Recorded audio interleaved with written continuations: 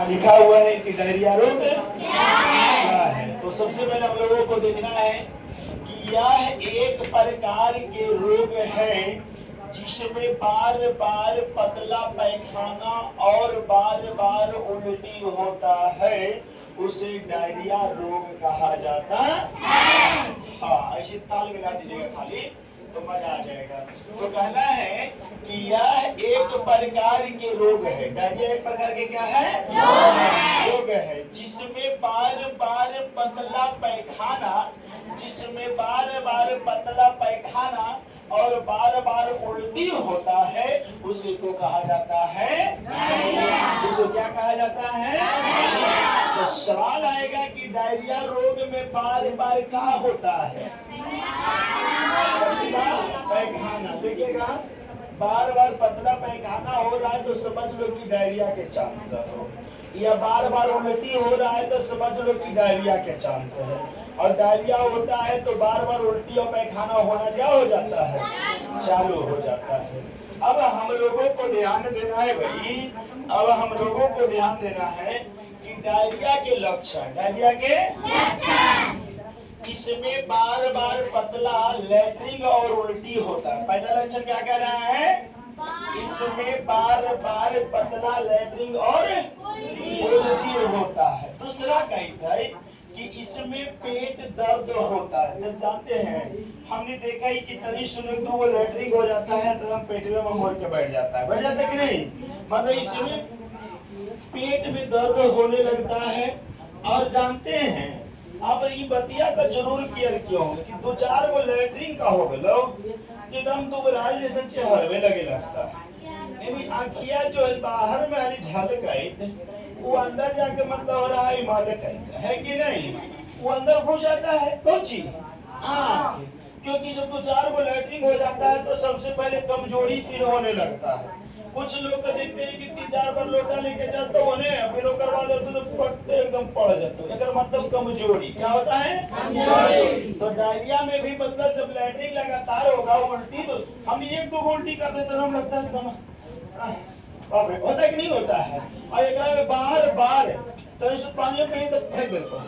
और बाबू रे, उल्टी और वोमिटी और लैट्रिन अगर तीनों अगर लगातार अगर चालू हो गया इसमें, तो समझ लीजिए कि डायरिया के लक्षण बता रहा है। किसका लक्षण बता रहा है? डायरिया का लक्षण बता रहा है।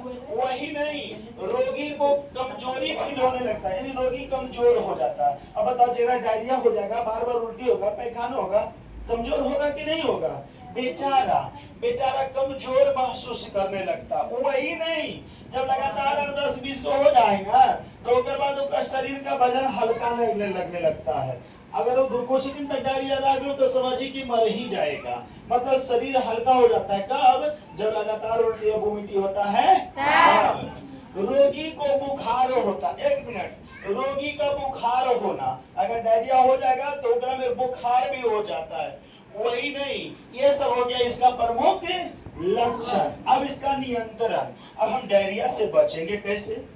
डायरिया से हमको बचना है कैसे? भाई डायरिया से बचना भी तो चाहिए। हम डायरिया से बचेंगे कैसे? तो डायरिया से बचने के लिए नियंत्रण में लिखा है कि रोगी को क्या करना चाहिए? आराम करना चाहिए। अगर रोग हो जाए तो रोगी को आराम करना चाहिए कि नहीं करना चाहिए? रोगी को आराम करना चाहिए। दूसरा, रोगी को ORS का घोल देना चाहिए। रोगी को क्या देना चाहिए? ORS का घोल देना चाहिए। वही नहीं, कच्चे केला को उबाल कर, मथ कर, नमक डाल कर एकदम बढ़िया से उसको खिया देना चाहिए। और अगर खिया दीजिएगा तो उल्टी और वोमिटिंग में हो जाता है कंट्रोल, रुकावट आ जाता है, मतलब वोमिटिंग बंद हो जाता है। जल्दी तो ना होगा लेकिन कुछ होगा समय के बाद।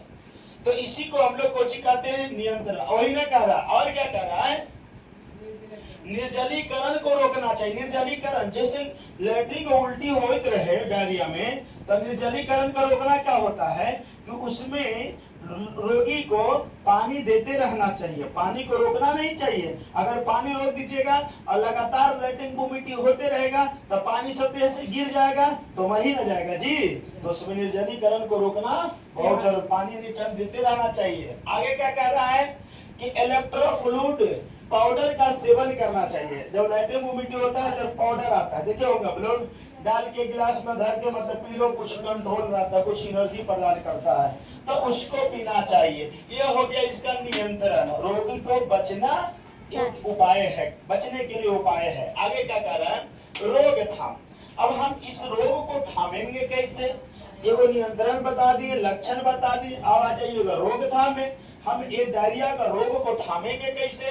तो हमेशा दूषित भोजन और पेयजल का सेवन करना चाहिए। अब बताइए, दूषित भोजन के तू ग्रहण करमही, आज बनमी और कल खमी, तो बताई कि ओकरा में रोगी के मतलब का हल होते, दिक्कत होगी थी कि ना होते। इसलिए रोगी को दूषित भोजन का सेवन करना नहीं चाहिए और दूषित पानी को पीना नहीं चाहिए। कुछ लोग का आदत हो जाता है तो दूषित भोजन और चाहे कोई हो, मतलब सवेरे के खा लो खा लो, पर नहीं खाना चाहिए। ताजा ताजा भोजन होना चाहिए, ताजा खाना होना चाहिए, ताजा पानी होना चाहिए। अगर दूषित भोजन दूषित पानी को पिलाओगे तो डायरिया होने की संभावना बनी रहती है। कौन होने की संभावना बनी रहती है? अब कहता है क्या कि हमेशा दूषित भोजन और पेयजल का सेवन नहीं करना चाहिए, स्वच्छ बिछावन पर सोना चाहिए। अब स्वच्छ बिछावन केकरा कहा जाए? आज के डेट में कुछ जिगर घर में बच्चा हो भाई तो 3 बार बने से आलो ऊपर चढ़ के लेटा दे। तो जैसे हमारे घर में भी 2 बच्चा है, 3 महीने से जाता है और चढ़ के बिछौना को गंदा कर देता है। अब बताओ अगर बार नहीं साफ करोगे गंदा हो जाएगा कि नहीं हो जाएगा? तो इसीलिए स्वच्छ बिछावन केकरा कहा जाता है? एकदम चकाचक, एकदम एक कंकड़ बालू उसमें मिलना नहीं चाहिए। एकदम पिच फाच के एकदम साफ क्लीन रखना चाहिए। ये नहीं कि मतलब देखते हैं कभी कभी देहात में गर्मी के दिनों में कि कोई के छत्ता पलाओ कि महीना दिन से गिरते ना फिजल होते और ओकरे पर जाता हो और रात में थकल सूत जाता हो। अब बताओ यार, ओकरा पे सुतेगा तो बीमारी का जार होगा कि नहीं? अब होगा कैसे? अब तुम सुतल है और सुतल है, रात्रि में गर्मी लगा, पसीना बहा और फिर मतलब हल्का सा ठंडाई महसूस होगा भोरवा में, तो वही पसीना फिर तो शरीर में जाना चालू करेगा, तो वो कितना गंदा लेकर के जाएगा? तो बीमारी के घर है कि नहीं? इसीलिए कौन बिछावन पे सोना चाहिए? स्वच्छ और साफ सुथरा बिछावन पे सोना चाहिए। आगे क्या कहता है? रोगी को घर के परिवार से दूर रखना। सही बात है।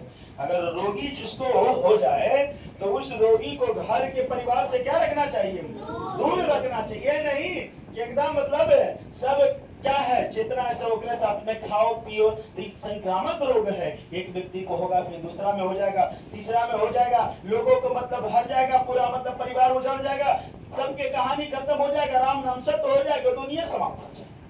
कब? जब संक्रमित होगा तब। इसीलिए रोगी को घर में बंद करके रखना चाहिए, घर में बंद करके रखना चाहिए। उसका भोजन मतलब अलग, पात्र अलग, सब अलग होना चाहिए। बने तो पात्र अलग रखो, न कि ओकरे पात्र में सबको नहीं करना चाहिए, क्योंकि एक प्रकार का संक्रामक रोग है। आगे क्या कहता है बाबू? यानी घर के परिवार से अलग रखना चाहिए और कोई संक्रमित ना हो सके। काहे अलग रखना चाहिए? किसमें कोई संक्रमित ना हो सके। खाना खाने से पहले और खाना खाने के बाद, खाना खाने से पहले और खाना खाने के साबुन से क्या करना चाहिए? खाना खाने से पहले और खाना खाने के बाद साबुन से क्या करना चाहिए? हाथ धोना चाहिए। कौन साबुन से? डिटॉल, जो कि सबसे ज्यादा गुणवत्ता डिटॉल में पाया जाता है, कम केमिकल और सप्लाई ज्यादा और बढ़िया बेस्ट क्वालिटी का साबुन है, इसलिए डिटॉल का उपयोग करना चाहिए। आइए, खाना खाने से पहले, खाना खाने के बाद क्या चीज ध्यान देना चाहिए? साबुन से। तो ये हो गया रोकथाम। रोकथाम क्लियर हो गया। अब एक और रोग है जिसका नाम है टाइफाइड। क्या नाम है बाबू? टाइफाइड। अब टाइफाइड में कह रहा है कि यह रोग टाइफिकी सल्मोनेला नामक जीवाणु के कारण होता है। यह रोग रोगी के मल मूत्र में पाया जाता है। टाइफिकी सल्मोनेला जीवाणु है जो रोगी के मल मूत्र में पाया जाता है। पूछेगा किस टाइफिकी सल्मोनेला को पाया जाता है? रोगी के मल और मूत्र में। अब बताओ, इसके लिए रोगी को मतलब अगर लैट्रिन कहीं करे तो अपना मल को ढक देना चाहिए उसको, या टॉयलेट करे तो टॉयलेट को भी ढक देना चाहिए। और आज के लोग तो हम नहीं देखवे कर रहे हैं, कुछ लोग बाद में जाता है तो बिंदास जिंदगी जीता है, आराम से कर लगो, पानी छिड़को, घर चले जाओ। ऐसे लोगों को मैं देखता हूँ। अब वहां पर हम क्या देखते हैं कि ओरे से उगे लाओ और वो करा पर 176 गो मक्खी बैठल हो, घन घन कराई हो। 176 को। अब कुछ समय के बाद तू घरे के लिए अब हाथ गोड़ धो के फ्रेश हो करके और थरिया लेके खाना खाने के लिए जाओगे, तब तक तुमसे पहले ओकरा में से 15 मक्खी उठ करके तुम्हारे भोजन में पहुंच जाने के काम करेगा। अब बताओ जो 15 मक्खी शुंग अंदर घुसा घुसा के स्वाद ले रहा था, वो तो तुम्हारे भोजन में स्वाद देगा कि नहीं देगा? तो वही बीमारी आपके भोजन में जाके दूषित कर देगा और भोजन कीजिएगा तो आप में भी बीमारी हो जाएगा। इसीलिए इससे दूर रहना चाहिए। आज के डेट में लोगों ने घर में लैट्रिन क्यों बनवा रहे हैं? इसीलिए कि मतलब स्वच्छ महसूस हो सके। लैट्रिन चल जाता है अंदर, हम लोग रहते हैं स्वस्थ। आज से पहले लैट्रिन को कोई जानता था सिस्टम? इतना आता था तो कहाँ बाहर। आज के डेट में कोई जाता है बाहर? नहीं, सब घर में ही खाओ, घर में सब करो, है कि नहीं? बाहर कोई नहीं जाएगा। तो आइए भाई, बहुत बढ़िया बात। तो कारण टाइफाइड यह रोग टाइप सल्मोनेला नामक जीवाणु के कारण होता है और यह रोग रोगी के मल मूत्र में पाया जाता है, जिसके कारण मक्खियां या मक्खी तो दूषित होकर घर के भोजन को दूषित कर देता है, जिसके कारण यह रोग फैल जाता है। अब बाहर से आएगा मक्खी, ये उतना छोड़ो तो के घर में जेकर घर में रेशा रहता हो, घर में 4, 5, 7, 8, 15 कोई बाल बच्चा रहता हो, तो वो ने लैट्रिन करता हो, कुछ लोगों को मैं क्या देखता हूँ कि हर बार के लैट्रिन में छोड़ देता हूँ, तब तक कुत्ता तो चाह लेती है, टेंशन होता है। और तब तक तो कितने घर में दूषित कर दो, कोई ऐसा पता है? देखो तुम लोग को समझा रहे हैं तो लग रहा है क्या है भाई सब बात, लेकिन ऐसा होता है कि नहीं होता?